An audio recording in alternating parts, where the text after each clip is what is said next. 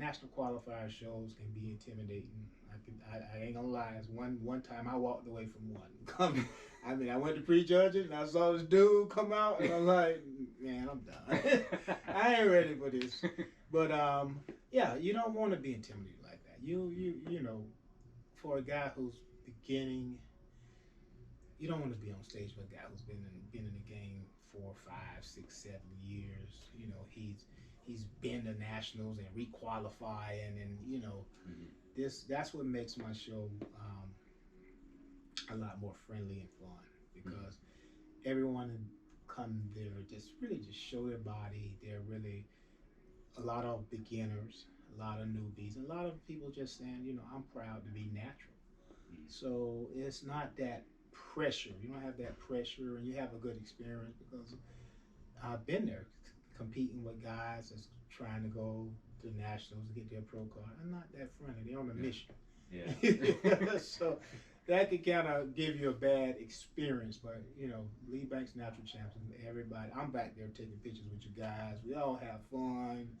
You know, it's a great first time show. It's a great show for any natural person who wants to just be on a platform that showcase that they're natural and proud about it. Yep. Now, what are some of some people they look at it, they see somebody big and everything, and then they see somebody who's doing natural is not as big. What are some people don't understand the side effects of taking like drugs or something like that versus being natural? What are some of the effects if you do enhancement drugs to get bigger versus doing it naturally? Like what are some of the problems they can have in the future? You can have many health problems when it comes to doing enhance. And what I mean by enhance, everybody steroids, all that is pretty much pharmaceutical drugs. Just like those commercials that you see and they say, okay, this helps with your allergies, and then after that you hear this can cause this. That's the same thing when you're putting drugs in your body. Any type of drug, you know, any type of drug. And really, the drugs that bodybuilders use was mainly pharmaceutical drugs. You know, we use a drug that was for someone with asthma that has a good effect with fat burning, or a drug that for, you know. So yeah, when you put anything in your body that is toxin, that is not natural, you can have side effects. And some side effects with women is deepening the voice. A major side effect that a lot of women need to consider is childbirth. If you look in the industry, you will find few women with children, and that's a shame that it's overlooked. You know, someone needs to say that. You know, you love the sport, great. You love it to the point where you may not want to have kids. You know, that's something to consider because yeah, that's something that you rarely see in bodybuilding. That's because of side effects of the drugs. Men, side effects seems to be a little more mild because the hormone, testosterone and stuff agrees with men. So men can blow up like I did at 270 and come back down and look healthy and well and you know, but that's not all men. You know, we've had these young men that we've seen recently that dying at 30, 35. You know, heart attacks. That's not normal. That's a side effect of drugs. I mean, it can cost you your life. Yeah. So, yeah. Really know what you're doing, or really consider that when you go that route. How you feeling, man? Good. Were you able to get anything? Or it'll cost you your quality of life when you're older.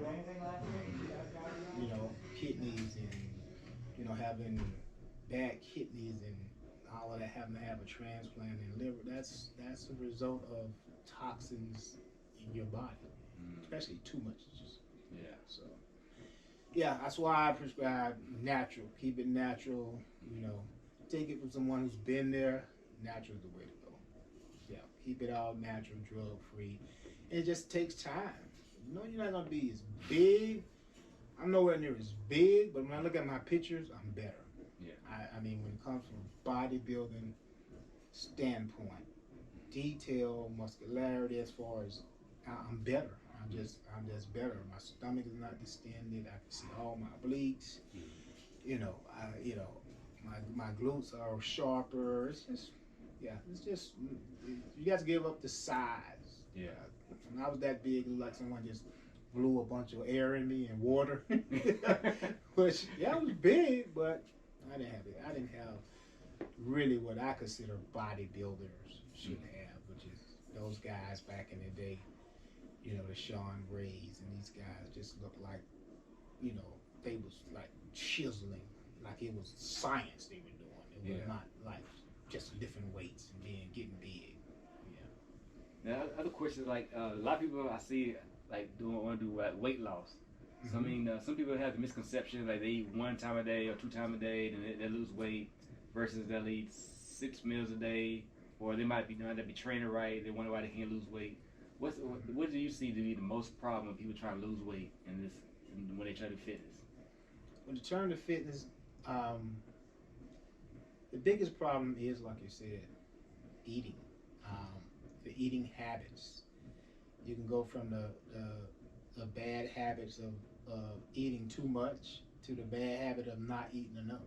It's just, they have to change, you know, their total eating habits. And a lot of people just don't know. Depends on what you're doing. A lot of the people are sitting home now with COVID, working from home. You're not burning any calories. You don't need near as much food. I mean, you need near as much food because you're not burning any calories. So those are the people who are normally, when they come in here, are shocked about the amount of food that they should be eating. Of course, that adjusts as you with every different lifestyle. Your lifestyle is up and moving, a fast metabolism like you. Yeah, you have to eat. You miss a meal, it's gonna hurt you. You know, where it's just eating. There's a science of what food does in your body, and how much you should be eating for your lifestyle. That's the problem that I solve. But yeah, that can cause just weight. Most of the weight problems come from a lot of the people coming here that's 270, 300 pounds. They are the ones. They eat 1 or 2 big meals a day, and they eat it like 8 or 9 o'clock at night. So it's just their metabolism already shot because they're only eating 1 meal a day in the time that they're eating. So everything's just storing, you know. And then on the other side, somebody who's big but they want to be cut, but they want to keep their size. What problem do you see about if they're trying to do that? Is that hard for them to attain, or is that something that can be attainable? They can keep their size but yet be shredded. Be shredded, yeah. Most of the guys that want to keep their size and be shredded they just, the issue with that is you're not gonna keep your size. If you give up that mentality and come down, you're gonna actually look bigger. That's what I tell them. You know, you want to keep water or you can keep fat, that's your size. But that being cut and shredded comes from being lean muscle with low body fat. And you may not feel as big. May have to get another wardrobe, but you get the right fitting clothes. when you cut and shred it, you're gonna look just as big as you did. You know, those guys on that stage at the Olympia those guys are super lean, and you see them